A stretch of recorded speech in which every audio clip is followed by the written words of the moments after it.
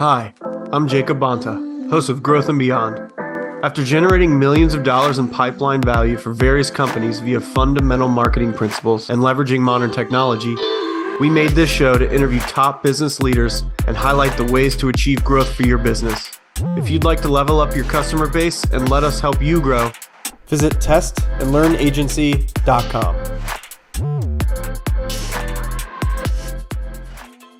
Hello, everybody, and welcome to another episode of Growth and Beyond. I am super stoked for this interview/episode. This is a very special person to me. He really is essentially responsible for the beginning of my career. His name's Paul Armstrong. He's a general partner at Renew Venture Capital. They're based out of Atlanta. He lives here in Cincinnati as well. So they're basically a venture capital firm that only invests in the minority, which is super freaking cool and rad. But our conversation is a bit different than the typical one here on Growth and Beyond, just because we're considered as like old buddies, I guess. If that's not your thing, forgive us, but honestly, I don't care because I think it's a really, really good conversation. And I'm more than thankful to have Paul on the show, and hopefully he returns one day because I thought our conversation was awesome. So without further ado, please enjoy. Have you heard of personal.ai? That seems exciting. It's basically like broken brain Band-Aid. No, what does it do? Yeah, you feed it all of your this is where I get a little afraid. You give it all of your personal dialogue, like digital dialogue, and it basically learns you. So future state, it becomes your digital version of yourself. So you can replace yourself with it, and it will respond to people knowing your personality, and it will talk like you. But I think one of the benefits in the beginning of the relationship, I guess if you want to call it that, it basically becomes a Rolodex of all of your prior experiences or whatever digitally, and then it can recall it. So if you're like, oh, hey, what was that text I sent Paul last year? I forget what we were talking about, and it'll pull it up and it'll be like, oh, you were talking about this. Yeah, that's kind of scary.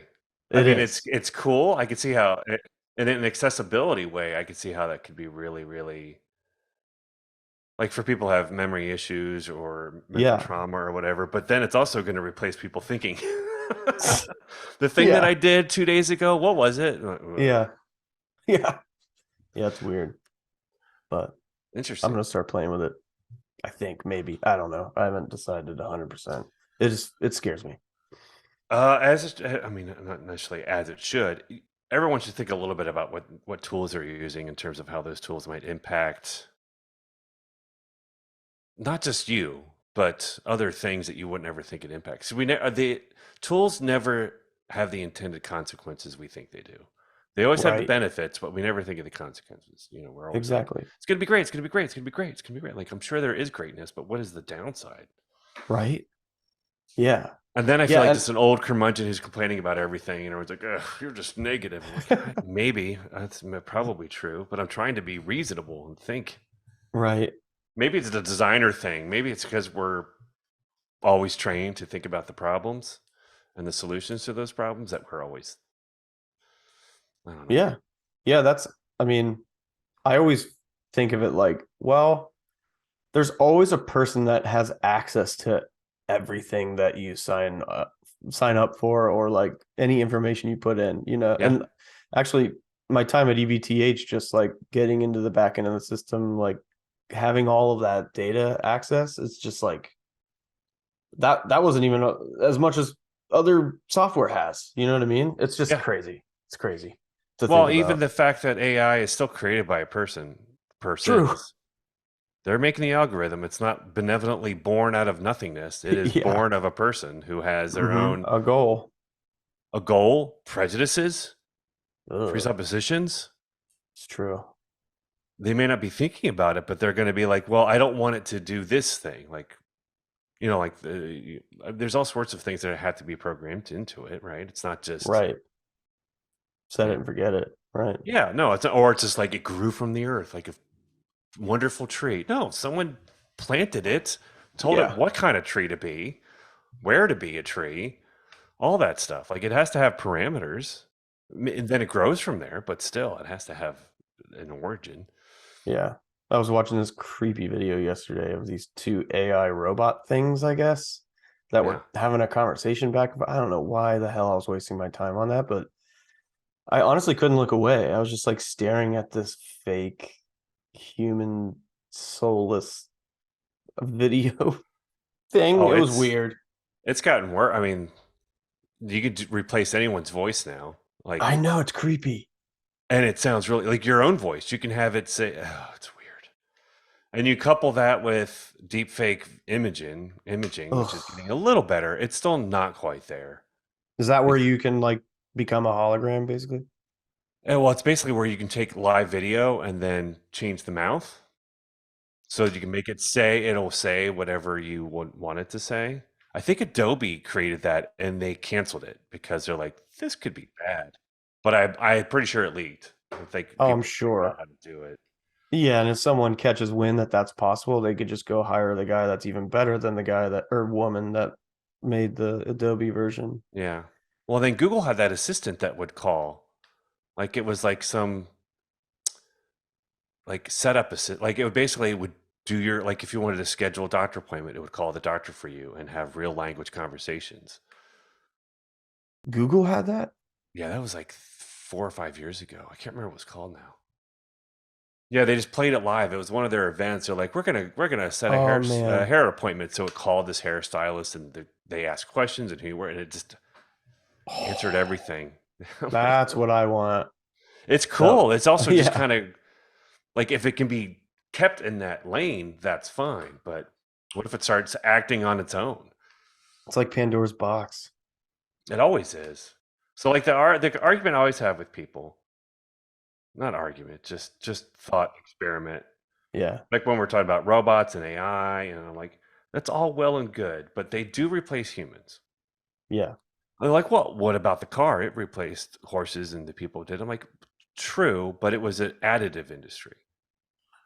People had to make the cars, people had to maintain the cars, there had to be fuel for the cars, there had to be tires for the cars, there had to be roads for the cars, those roads had to be kept up. And then when you started having highway systems, you had exit ramps and restaurants and hotels and all these things that were additive to it. Tell hmm me what about AI and robots have additive elements? It's not a lot because you have programmers and repairers, but it is certainly not going to be as many of them as the jobs they take. Really? At least not in my mind. I mean, if the fast food industry is going to become robotic AI Yeah, with maybe some manager who's just making sure things are there, but how many people are in there as job? And it's almost always low income people that are losing the work too. yeah, it's You know true. what I mean? Like it's going to be people who are like, well, I'd rather my restaurant work 24 hours for no money, you know? Yeah, And like that could be, I think, what is it? McDonald's employs some 2 million people, something like that, in their oh my God. restaurants, just in their restaurants. What? I can't imagine it could replace. I can't. Are the robots going to provide 2 million jobs? I can't imagine that's true. Yeah, I have no clue. Yeah, that's gonna be weird. That's what I mean. Like those are things we don't really think about. No. And are we training those people for new work? Probably not. And the big pushback, I forget which side it's on. I'm assuming it's on the AI side. Is like, well, that's what Yeah, we thought right. when like taxis Yes, right. or Uber, like we never thought a company like Uber would come along and create all these jobs. Hmm. And You how's know? that going? Yeah. You mean create contract work so that they didn't have to pay people very well Right. because they have no real tie to they have no equity, they have no benefits. Mm-hmm. Yeah, well, it was great. It was I mean, and Uber's losing a shit ton of money as far as I know. They're just They've bleeding. always have been, right? Yeah, and they got some huge Saudi investment, and then that's just been they've been coasting. I mean, like they're trying with Uber Eats and stuff. Like that's all gonna it's unsustainable. They want it Mm-hmm. to be sustainable, but like you can't keep a growth doesn't happen by exploitation. It just can't. I mean, Mm-hmm. I eventually that agree. breaks. It just does. Yeah. I mean, who wants I mean, like in our industry with the AIs that can create imagery and graphics, and there's a whole logo one that makes brands. Yeah. Like, is that something we should be worried about? And to some degree, maybe. Yeah. Maybe. But I mean, I guess it would be taking away low level work. But again, that's some people. That's the only way into. Like, because what I always push back, I'm like, yes, it certainly is. The people who don't want to pay for design get to keep not paying for design. That's so true. But people who are just learning, they need those low level jobs to learn, to grow, to have experience, and that's Oh going to go crap. away. Yeah, I never thought of, I mean, perfect use case, me. It's Yeah. like and that's how we met, really. You were like the first person that you sort of let me come aboard on the EBTH team, and if there Yeah. wasn't low level, non If I could super say, like, I important can have an work, AI do the email, or I can have yeah, this, or yeah, shit, I wouldn't be who, like, oh no, it's that's sad. something to. I mean, it's something to think about. Yeah, I never really thought of it like People that. just have to be more intentional. That's it. Like, Yeah. it takes tools can easily take away purpose or intention. I think sometimes, like, we Hmm. think the tool is the actual solution. Like, tool is just a mechanism. It's not anything. What tool you use doesn't make you a good designer. Doesn't make you a good coder. It just is the conduit to whatever it is you're doing. Yeah, So that's like true. AI is still like, if you aren't giving it good prompts or good instruction, this is still going to turn out bad stuff. Yeah. And I would much rather a human who can have variable, like, I know that AI can do it quick and it's cheap and it's efficient, but Hmm. it's still an AI. It's still programmatically just going to turn out either what's been seen before. Like, the originality, I just feel like is going to go away. Yeah. And that's something that, because I have a Chat GPT like Pro Yeah, yeah, membership, whatever you want to call it, yeah. It's built subscription. into Notion. We have it through there for our stuff.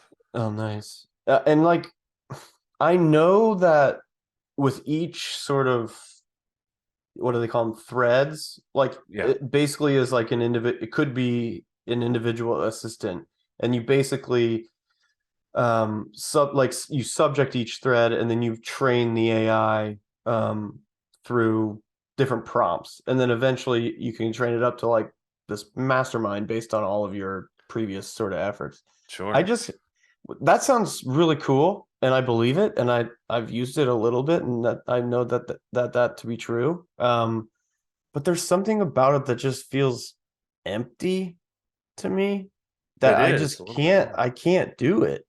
I've tried. You know what I mean? Yeah. Well, it's not a person. Yeah, it's It weird. lacks personality for one. It doesn't have, I mean, maybe it kind of does. Like, if you ask it more about itself, it tries to have a personality, but Mm, it's an amalgamation. I mean, I guess we all are to some degree. yeah. Ah, God, now I'm going to get existentially, yeah, like, we're all just an amalgamation of the things we experience. Ah, shit. I mean, we use it primarily for ideas, like, hey, we need to write some social content, give us 10 ideas that are around X. It does great with that. I've known Mhm. people who have used it to learn code. Oh wow. Like, will spit out code for you. So, like, hey, I want to learn how to make a game Oh in wow. That's sick. whatever. Oh yeah, there's a bunch of TikToks on it. There's one guy who never coded in his life and created a game. um, and he's like, it was so, like, that I find interesting in training and learning. That's really cool That's in awesome. terms of Yeah. its. Yeah, that's a use case that I can see, like, oh, that's really cool. But, like, in Hmm. terms of replacing writing or replacing writers, I'm like, I think it only can do so much, because then you lose the fingerprint. That's what makes writing good, is like humans Yeah. just kind of put things together that a robot AI, I don't know, would. Not in a way that doesn't seem really weird. Like, you read and you're Yeah. like, what? Yeah. Yeah. But, I've like, used. Oh, go ahead. no, you go. I was just gonna say that I've used it as like, from a writing perspective, as like a sort of like a prompt creator, or like a Yeah, first draft. yeah, absolutely. I think it's great in that sense, but like considering it as a final, let's go publish this, Yeah, it's all the same. yeah. I think if people use it as a, like, the blank canvas problem. Like, I don't know what to do. It can start putting something on a canvas that you can then customize, hopefully. But I Yeah. mean, I guess people are always going to be lazy and not do that. But yeah, I think it's a great starting point, a great push in the right direction. Like, no, I don't want to say that, or I would rephrase that, or Mm-hmm. because I can't imagine that it writes like at a high level on anything. Even it's even wrong often. Like, it will Yeah. spit out things with confidence. You're like, that is absolutely Absolutely not wrong. right. Yeah. I'm back to it was created by a human. I wonder, well, I sort of lean towards, I feel like that was done on purpose. Like the consistent, not flawed things that it writes, but like consistent lack of tone. Like it'll begin and end. Basically, if I'm like create a blog post about this, it'll say the same, almost the same intro, like at least the first 3 or 4 words, and then it'll always end it's in say in conclusion. Yeah, yeah. I, Well, I'm I sure that they fed it like go by these sorts of writing rules, whatever it might be. I can't yeah, remember the Chicago style, whatever the things are, but like I'm sure right. that's what it does. Like if it's an essay, use this as your template for Oh, style, that true. kind of Yeah, stuff. I'm sure that's what's happening. yeah. And then it probably also directs, because I would have to assume you're trying to tell it where to go on a map, right? Like if the internet Hmm. is it's a highway. But it's got to know where to go. Like I assuming there are places where it will tell it not to go Yeah, and then tell it places to go. I don't know if that's true or not. And that's another problem. We have no idea. right. I don't know where it's getting its information from. No clue. And they're not Yeah, going to tell anyone. The transparency is a problem it's very, yeah, that's a huge problem. because And there's that's no like, incentive for them. It's a private enterprise. So they're like, I'm not telling you that. That's our detail. Like ugh, that's that's so kind of weird. terrifying because who knows what it's, Oh yeah, I don't it's know. No one bizarre. knows. I mean, Very it's strange. already, I mean, AI is already doing so many things we don't even know it does. Like any social media company, I'm sure they're using AI to vet for violations. I'm Hmm. sure it is being used in code review, obviously. I mean, Hmm. Yeah. automated code review for making sure that like, but you have to put rules in, right? Like it's not just No. it's being used in job application in terms of vetting job applications for larger companies that don't want to be looking at 100 a day, right? But who Ugh. knows what are they basing criteria? Like all that stuff is being used. I just don't think we understand Yeah. the extent of it.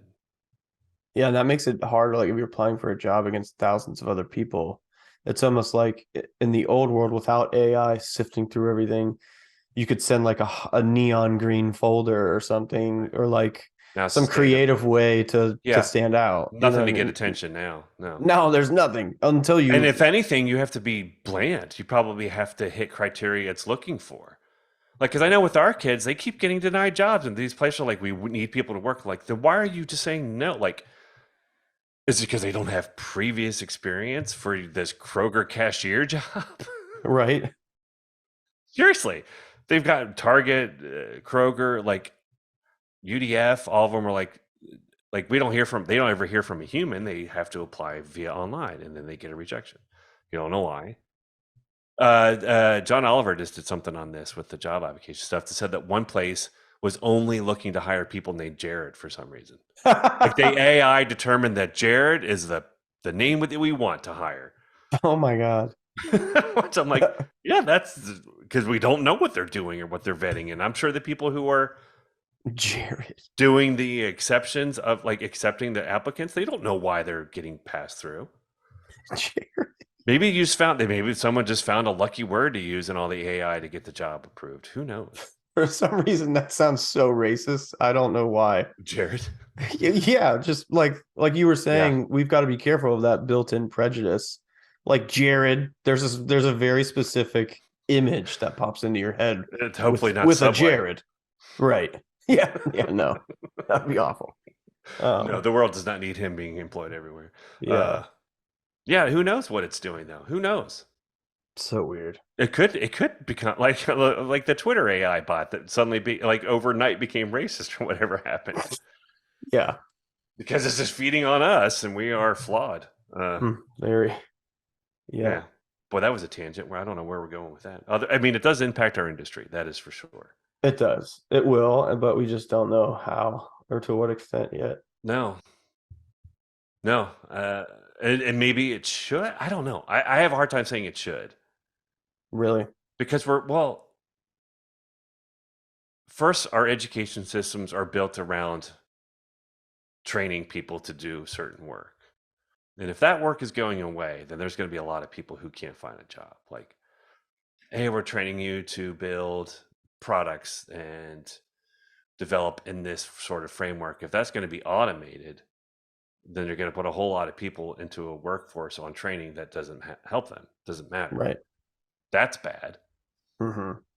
I And already see that two, as a thing. Like that's yeah, already happening. sure it is. Absolutely. And then you have the incentive is, companies are incentivized to save money. So they're going to look for ways to, cut corners. Man, that's probably Mm-hmm. why so many things feel homogenized at this point too, where it's, I'll just go to Canva, I'll just look for a template and I'll just implement it. Mm-hmm. Social media for my posts, for all this, and like products all feel very similar. Right. And that's also based on testing. Testing, people are always going to gravitate towards what they've seen before. Therefore, if you're testing things on people that isn't like they've seen before, they're going to hate it. And you're going to be like, oh no, we did something wrong. Or just wait a little bit until they get used to it, or take them. But it's just a lot of our automations don't necessarily tell us about where to go. It just tells us who we are. Like any of these things are just built on who we are, not who we want to become. It's not aspirational in any way. That's true. When you take the human element out of it, at least. Yeah, because when you think about AI, you think, what's the point of it at this point, if you will? It's to be more efficient because Yeah, everyone's should be. trying to be more efficient, you know? Yeah, It's but not like, even if you yeah. look at what we thought computers would do, were to be like, it's going to make us more efficient. We won't have to work as hard. Well, boy, what has happened? Because it certainly seems like people are working way more. Yeah. Don't know that achieved its goals. So, like, will AI make it any better? I don't know. Oh man, we'll see. And I don't want to be poopy pants on AI in general, but I also I don't mean, want to be so flippant about technology. People tend to be very hopeful about technology, always mhm, very, very hopeful, mhm. but always very negative about the past. How so? We tend to look back on things in the past and judge it, Oh, oh yeah. and then we tend to look to the future as being hopeful and bright and green and wonderful. Mm-hmm. It's true. Well, I mean, that's human nature. Obviously, you want to be hopeful for the future, or you don't want to continue on, but need to be a little bit more skeptical, I think, of the future by looking at what we have done in the past, Right. not glossing over. Well, that doesn't apply. I'm like, it could. Mm-hmm. Well, we could take some lessons, can't we? But Right. I've totally hijacked anything that you might have wanted to talk about, so I No, apologize. it's all good. I think we can zoom through it. I've got a good sort of list here that we can hit. Cool. So here we go. Sort of. Shifting gears. Sort of, yeah. About Um, face. all right. Here's how I typically start the show. Say hello to the audience and share something that you believe to be the biggest myth when it comes to growing a business.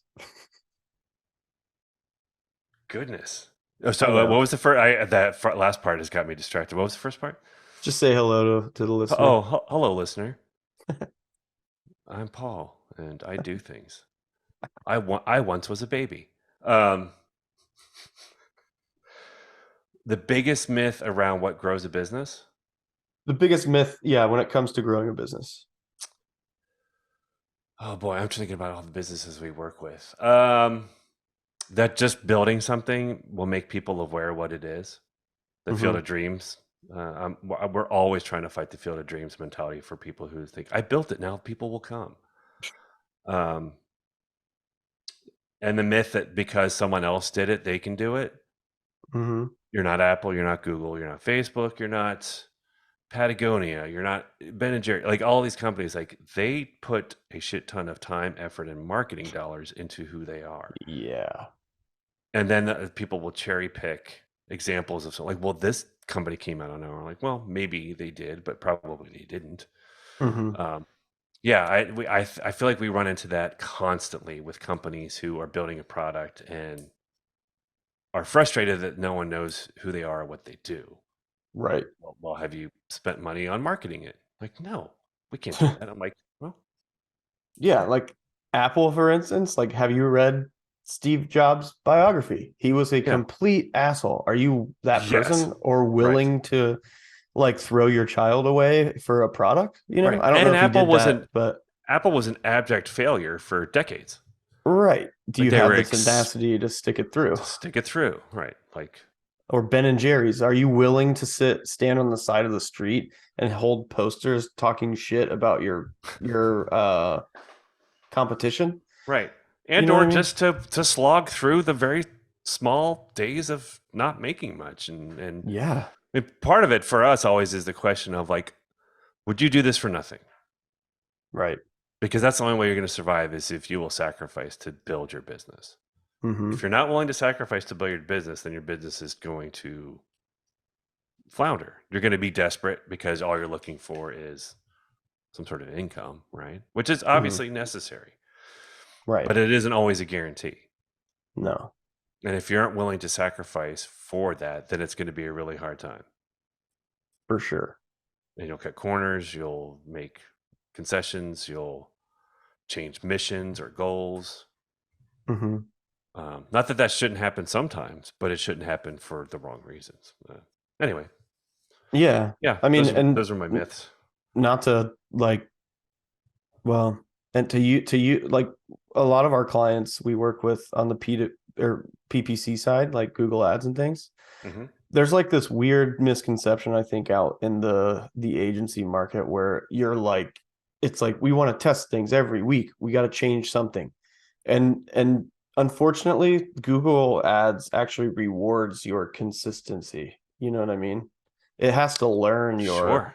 your thing. So if you're changing things every week, it doesn't know. It's basically you're basically taking the ball away from Google and all their learnings and all their Yeah. engineers essentially and Yeah. saying I can do this better. You know what I mean? Yeah. Well, that's true of any testing. Like people will want to do so many changes at once. We're like, well, which part of the changes you made Yeah. made the difference or didn't make the difference? Yeah. That's what I always talked about EBTH when we were wanting to test something. Like we can test one thing, just one thing. It either is wording or it's placement or it's style. Like those Mm-hmm. are all different things. Like you wouldn't think that maybe making a button bigger could change something, but could. Mm-hmm. Now, if you Yeah. add changing the text on top of it, which one made the difference? Was it Right. the wording or was it the size? Right. Then you won't know. And if you then go and make an assumption on what was the change and implement it everywhere, who It knows? could Maybe do that the didn't work. opposite. Yeah. Yeah. Yeah. Like the only way to learn is to make small incremental changes. And most people don't have the patience for that because it's It's so weird. time is money. Ugh, You don't I have the time guess. to make money. Yeah. But you're just basically changing the target all the time. Mm-hmm. And obviously Google as an ad network, obviously probably based on AI somewhere, is like, I don't know what made this change. I don't know what you've just changed all of the text and everything. I don't know what helped. Yeah. Like, is the word buy one get one free better than half off? Mm-hmm. Who knows? If you don't test it and you're just guessing, then you might have gone down the wrong path. Yeah. Yeah. I'm not like the biggest fan of Simon Sinek, but I feel like one of the sort of I don't know what you call it, like a theory or a teaching that he uses or I don't know how to frame this. But it's like brushing your teeth. If I'm making the correlation to testing, it's like you brushed your teeth one day and then you expected them to become whiter or something, and they don't do what you want, and then you just change and come up with a different strategy. You know what I mean? Right. Well, Right. that's not gonna work. Or like working out, you go out and you lift one day and you're like, I don't see a difference. This is dumb. Yeah. It takes time. Like, Yeah. Yeah. There's no instantaneous. I mean, some things can be instantaneous, obviously, but sure. the problem, I mean, this is all comes down to human behavior. Like for me, that's my little passion thing is like we tend to overlook human patterns of behavior as our mechanisms for why things happen. Hmm. and people get fickle very quickly. Like just they and if one thing happens once, it becomes that is the new truth. Like our brain, it's because of our brain function. Our brain wants to not expend energy. Mm-hmm. It is already expending energy in terms of just trying to decide what to filter out, what to make, like should I learn this, or is this known? Do I have to listen to this, or can I filter it out? Do I have to look at this, or can I filter it out? And it's breathing and it's circulatory and it's like all these things are happening, so the brain is trying to decide like so we learned that when you lift weights it doesn't work, so stop it. Yeah. Like because it's just like I don't want to have to keep thinking about this. Mm-hmm. Because like just think about it this way. When you walk through your house, are you noticing every little thing as if you've never seen it before? What's this? Oh, that's a couch. What's this? It's a monitor. Your brain knows what it is and it puts it on a shelf and just says, we know what this is. Mm-hmm. Saves energy, because can you imagine the amount of effort it would take for every time you see something to relearn it? I mean, that's why babies sleep all day, right? Yeah, everything's new. Mm-hmm. Yeah, that's a wonderful point. Yes, it expends so much energy. You just it's like I'm done. I'm literally pooped. Yeah. Yeah, And I pooped, but I pooped. yeah. But that's the same with any kind of behavioral learning or patterns. Like if the brain encounters something that's new, Mm-hmm. whether it's physically a product that's new or an idea that's new or a interface that's new, it will rebel because it's like, I don't know how to process this. This is all new.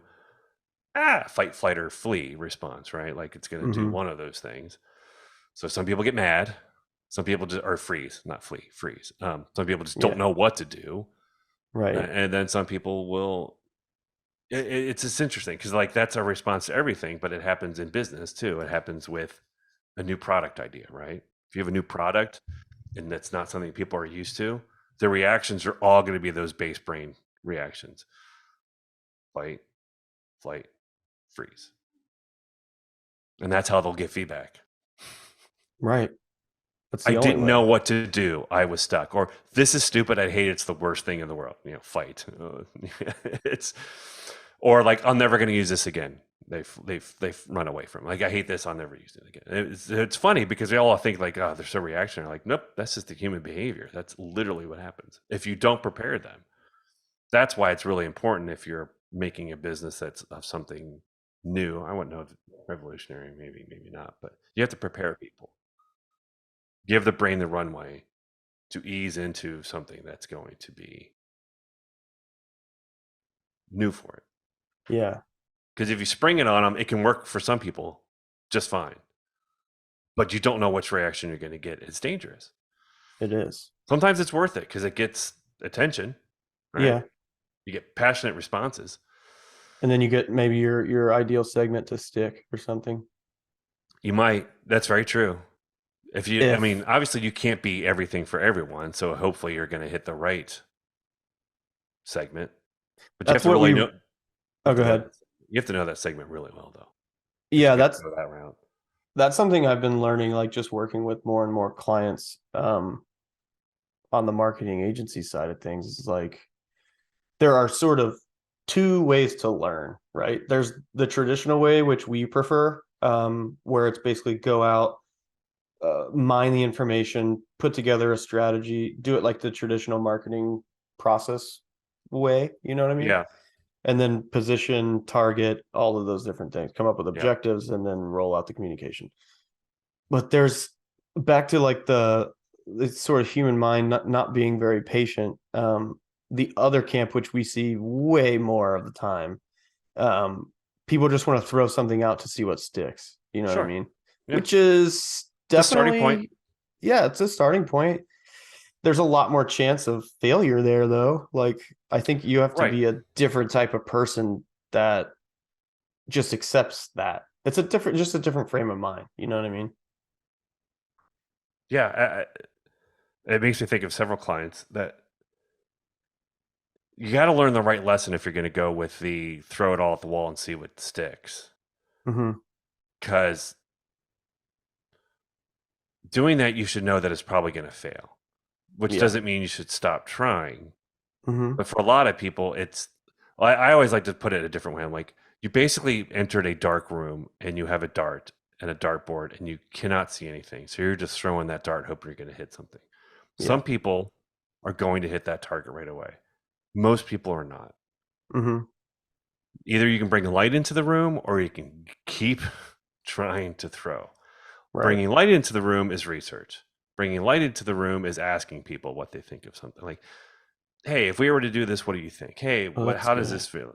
You know, that's bringing light into the room. Or you can just keep throwing that dart, hoping you're going to hit it. But that's a waste of time, effort, and money. It's going to exhaust you. It's going to frustrate you. But so many companies do that. So many companies. Because research is expensive if you're thinking about it in a traditional way. Research could just be asking some friends. It can be like if you have $25, just do a little ad spend on phrasing that you like. We want to test out this wording. Then just test it for a little bit. Yeah. That's more light than nothing. Yep.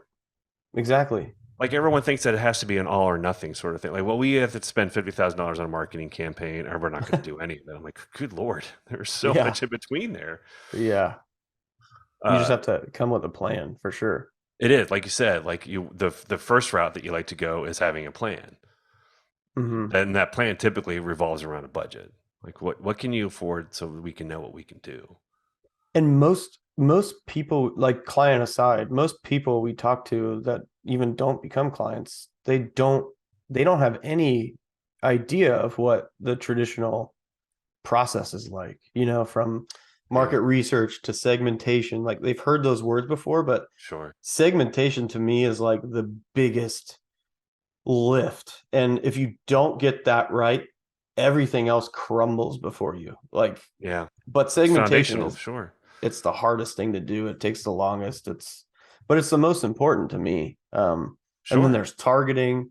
Then once you have your target, you position, and then you come up with objectives, and then you roll out communications. So everything informs each other. But on that first sort of like the traditional process thing or route. But like I said, the majority of people don't even know what that process entails. No. Well, I think it's the blank canvas problem again, where they might understand a process, but they don't know how to start that. Like, so what do we say? What do we do? That's the hardest part for a lot of people is I understand that once I start something, how we can proceed, but they don't even know how to start. Like, and there has to be sort of dualistic thinking on this too. Like sometimes you do want to make a big splash. You do want to see what kind of reaction you get. If you get a lot of negative responses, guess what? Probably not what you wanted. If you get a lot of, wow, this is interesting, or wow, this is different, that's not a bad thing. That's not a, I hate you. That's a, this is different. And that's not a bad thing, especially for a start. Because everyone has to start somewhere. You have to make an assumption and you have to start. You have to. Right. You can't just wait for everything to be perfect. And that happens a lot too. I mean, I've seen that a lot. I'm sure you have too, where people are afraid to start because they are afraid of it not being right. And I always 100%. Tell them like, well, I always be like, well, then you're going to be waiting for eternity because there's no right. You don't know what right is until you start. Again, it's the dark room target thing until you start trying to figure it out. Right. So it's. I mean, most businesses fail too. That's sadly just 75% of them, I think. Yeah, it's maybe more now. I don't know. Yeah, well, with the market, the ad market is completely shifted. And no one knows. I'm like, I don't know what to tell anyone. Like, well, what works? I'm like, I don't know. I mean, it's still the same methodology. It's just a lot more expensive. Yeah. And that's not what anyone wants to hear right now. No, they don't. But I guess the cool part, even though like coming from our standpoint or point of view, it's like, it sucks that not everyone wants to do the traditional route because it costs a lot, which is good for us. Right. Yeah. I think there's like a huge opportunity that opens up because of that. If no one's doing it the right way, or the old traditional, I hate to say old, damn it, the traditional way. Yeah. And you are like, put one and one together. You know what I mean? Yeah. Well, I always like to point out to people, like, there was a time before computers and before an iPhone, and people still marketed things and people still found things and bought them. Yeah. It's just that it was a lot more expensive. But that also made them a lot more invest it. Actually, yeah. Now that you bring that up, I'm assuming that's because it costs so damn much Yep. that Took it they had to seriously. make sure that it was going to be right. You're going to take it Now it's seriously. like, hey, you can put your car on the highway tomorrow. Oh, Yeah, well, shit, I'll just make it out of cardboard. yeah, you're just throwing money around because it's not a big ask. Yeah. And that's kind of done a small about face, not a full about face where you have to buy TV ads and newspaper ads and doing mailers and billboards, and which was pricey. But even today, those are still gonna work. Solid. Like TV ads, wow. Radio Yeah. spots, pretty good. Billboard in the right spot. These things are expensive, but they still work because They so work. Yeah. the economy of attention on the web or any digital platform is pretty much gone. People aren't, they know what ads are and they're going to be blind to them for the most part. Mhm. Even now, social media is turning into, people are like, it's just an ad platform now. And they're getting kind of frustrated by that too. Yeah. So Yeah, I mean, the bang for the buck is just not nearly, you might be getting more eyeballs, but you're getting a whole lot less investment from those eyeballs, I feel like.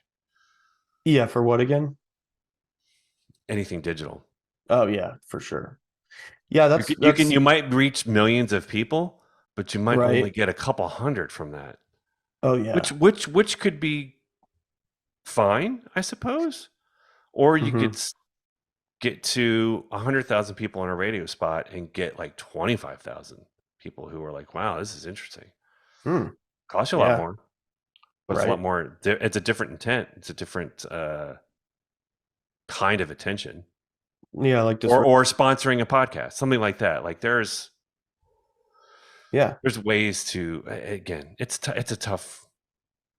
And also, I don't know if you run into this. We always hear about people who want some sort of guaranteed return. Yeah. What am I going to get for this? I mean, I don't know. Mm-hmm. It may work, it may not. I can't tell you that. If you want a guarantee, then people are probably going to be lying to you about what they can guarantee you. Yeah, there's some really interesting research, I think, out of Les Binet and Peter Field's work from 2019, the long and the short of it.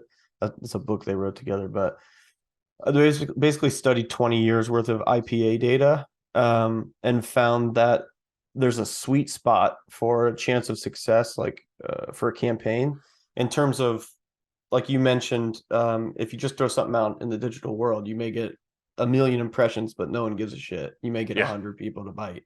That's a crazy low conversion rate. Yeah. But typically it's a pretty low conversion rate for the most part. Yeah. They found the like sweet email spot. What's email average? 15-16% open rate, just opening the damn email, besides clicking anything, and then clicking is like 5. Like, wow, that's sure. And everyone's like, that's good. I'm like, to me that sounds terrible. It's bad. Yeah. But Les Binet and Peter Field found that there was a sweet spot industry wide.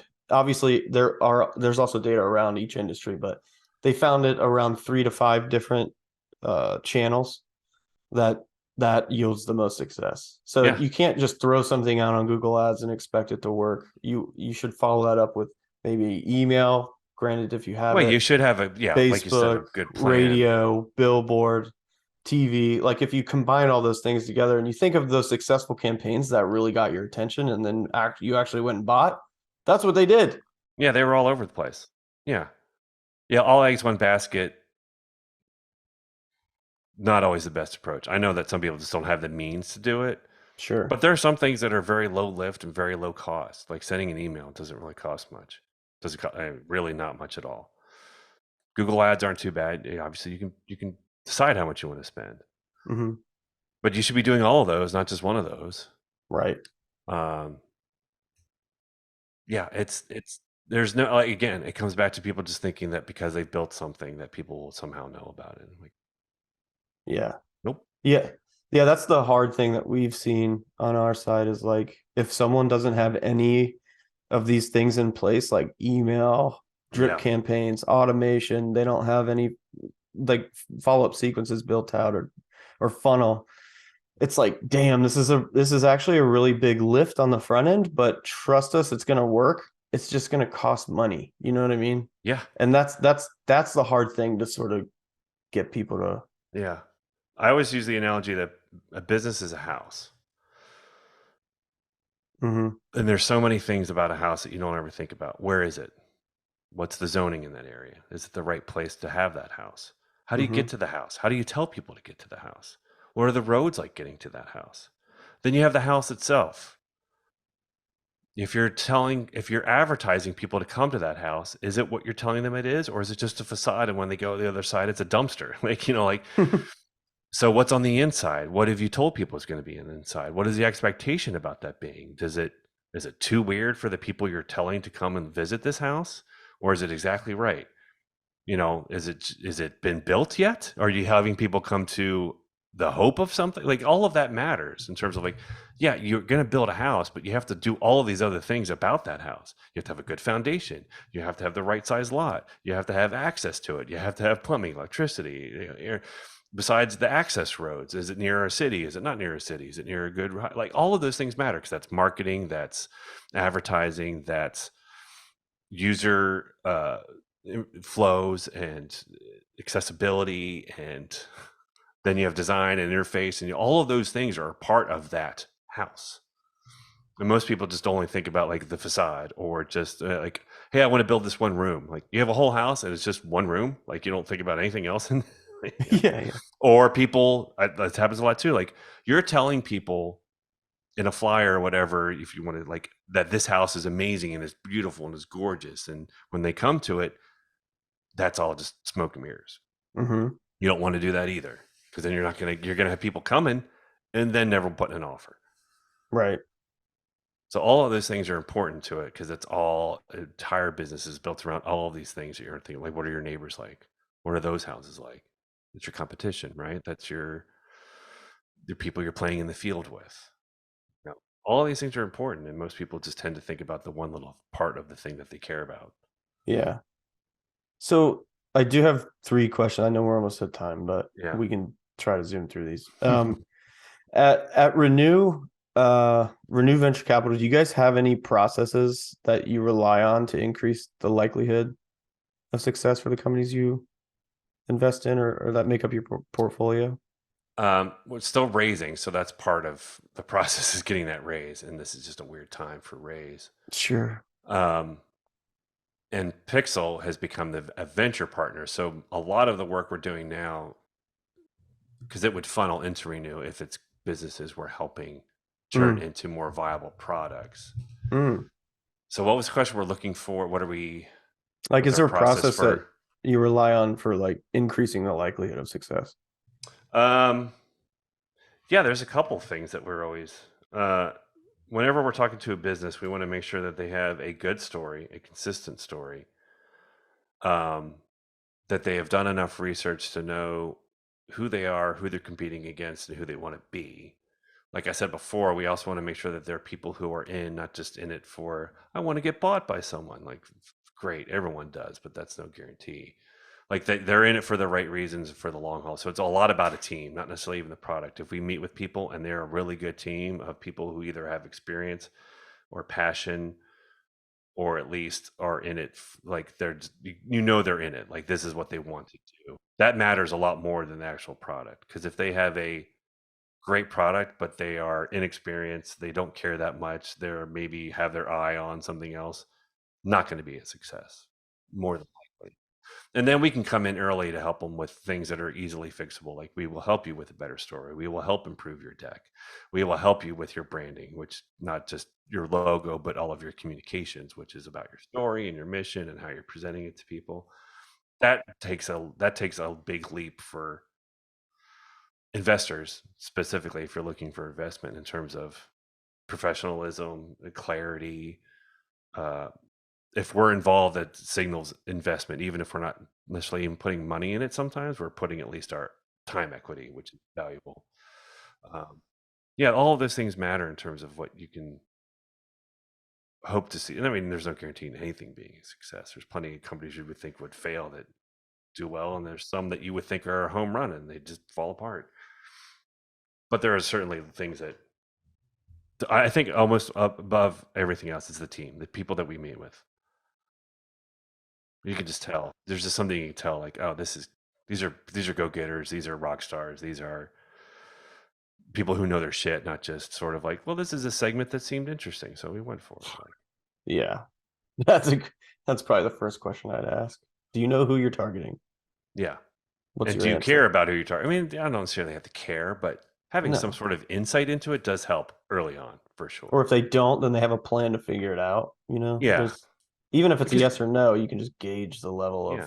Because you're going to have to yeah. make assumptions early on. And if it's something that you know decently well or have some experience or passion about, that helps a lot. Yeah, If not, it you're just does. going on the past. You don't have any plan for its future. You're only like, well, this is what's happened before. I'm like, yeah, but those people that you're going on are probably already 20 paces ahead of you going somewhere else. Hmm. And you'll just be trying to catch up to them constantly Yeah, because they know things you don't know and they're doing things that you don't know about. right. How do Oh, you how do you guys choose companies to invest in or help grow? Is it based on the team like you just mentioned? yeah, we'll talk to them several times. We'll have everyone talk to them and then we'll do a sort of follow up. What did you think? What did you think? We have some criteria that we have to go through that we would like them to have. Obviously, do you have a pitch deck? What's your valuation? Have you gone through that? Have you? But this is things that they need to have gone through to help us feel, especially if we're ever going to invest, there has to be certain things. If they aren't to that point, then we might, well, let's kick it down to the venture studio to see if there's someone we would want to help to get to the point of being invested in. And that doesn't always happen either. Um, but yeah, it's sort of a general yay, nay, are we in for this or not? We also have criteria in terms of they have to be either an impact company or someone who's been historically excluded as a founder, which runs the gamut from women owned to minority owned to disability. Like all those things are important to who we're going to invest in as a company. So That's awesome. I feel like that segment of person or that type of person, I hate to say segment, that feels like unhuman for some reason. I feel like there's a bunch of passion that's like ornately connected to those type of people, you know? yeah, they've already gone through a whole lot. So they're going to have a passion for one, and they're going to probably want to stick to it. But it's also just because, well, the impact part we think is important, just because we think the world has to be focused on what they're doing to the world. I don't remember who said it, but it was on, I think it was on the Big Think or something. But he said you can't be a company that makes billions of dollars and billions of dollars of wrong damage, and then only puts millions of dollars into fixing it. You should either not be doing that damage, or you should put an equal amount of money into trying to curb that sort of damage that you might be doing, whether it's economically or environmentally, or there's all sorts of ways that something can be damaging. It doesn't just have to be something we think of, but like businesses should be doing good as a product, not a byproduct, not an afterthought. That's our feeling, at least, especially in where the world it has to be going. But yeah, so those are other criteria too. So Yeah, that makes sense. That's awesome. Two more quick questions and you can rattle through these. Any thought leaders or authors that you would recommend for fellow founders? jeez, I I know. read so very little on, like, I don't really enjoy reading businessy things. Yeah. I don't YouTube know. guys, I don't know. I love YouTube. Yeah, I'll do YouTube. I mean, nothing about business. I don't know. I like the Green Brothers, John and Hank. Hmm. I always watch That's them fine. for inspiration just because I find them entertaining, and it's more about, I find more inspiration for people who are talking about human behavior and human anything rather than Yeah. business stuff, because like, oh, it has to start with a human at some point. Hmm. Um, yeah. I'm sort of in the same boat. And I don't know if I should like Say that out loud. Don't say that. well no, I don't know if I should admit to this or not, but I've been fascinating with the idea of hunting lately. Yeah. I watched this If you're the doing it for use of what you can get, I understand. Yeah, that's what I would be doing. I watched that Meat Eater. I don't know if you've seen that Mm-mm, series on YouTube. He's like mm-mm. he hunts all types of freaking animals, but it's just so fat. Like he'll obviously kill it and then he'll eat it, which is like Yeah. so primal to just watch it. I don't know. Because like working day in and day out for over 8 hours a day easily, it's like almost like a nice way to reset and like connect with that humanity again. I don't know. It's weird. Yeah. That's what made me think of it. You just said the thing about human. It has to start with humans. I mean, it just does. Mm-hmm. And I'd rather learn about humans and human behavior than about business, because I think that takes you a lot further, understanding what people's motivations, inspirations, hindrances, obstacles are, than how to make money. I mean, that's not my role either. I'm not a I just don't think that way. And that's my role, and that's fine. Mark's role is much more both focused on the business side, where I'm much more focused on problem solving. Not that he isn't. It's just different kinds of problems we're solving. Sure. Cool. Well, if anyone listening owns a company that meets the criteria you mentioned earlier, or wants to learn more, what's the best way to get in contact with you?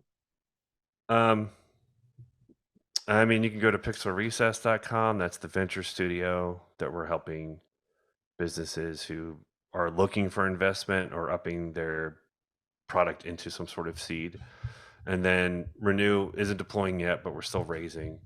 So that would be renewvc.com. Where we're looking for LPs, but they're harder to come by. Yeah, and we have an application there for businesses who are wanting to apply, and we will get back with you. But again, we're not deploying yet. That's the hard thing about VC. You have to be at the right level of commitment to then start to deploy, because then the clock starts.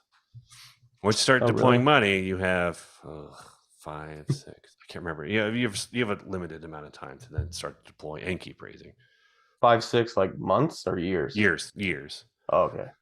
But you don't want to deploy it all at once. You want to help with growth. You want to make sure you get some sort of return, all that stuff. But again, that's not my forte. It is not my wheelhouse. All of that stuff. I understand the business part of it, not the VC stuff. I've always been on the other end of it, never on the management side of it. But right. Sweet. Well, Paul, I know we're a little bit over, but I appreciate you taking the time. Yeah, absolutely. It was nice to catch up. Yeah, this was great. Yeah. Thanks again for listening to another episode of Growth and Beyond. I hope you take something you learned from the conversation and apply it to your business today. If you enjoyed this episode, please leave a review wherever you're listening or watching, and share it with a friend. And please be sure to tune in to next week's episode, where I interview another top business leader and highlight ways to achieve growth for your business. See you then. If you'd like to level up your customer base and let us help you grow, visit testandlearnagency.com.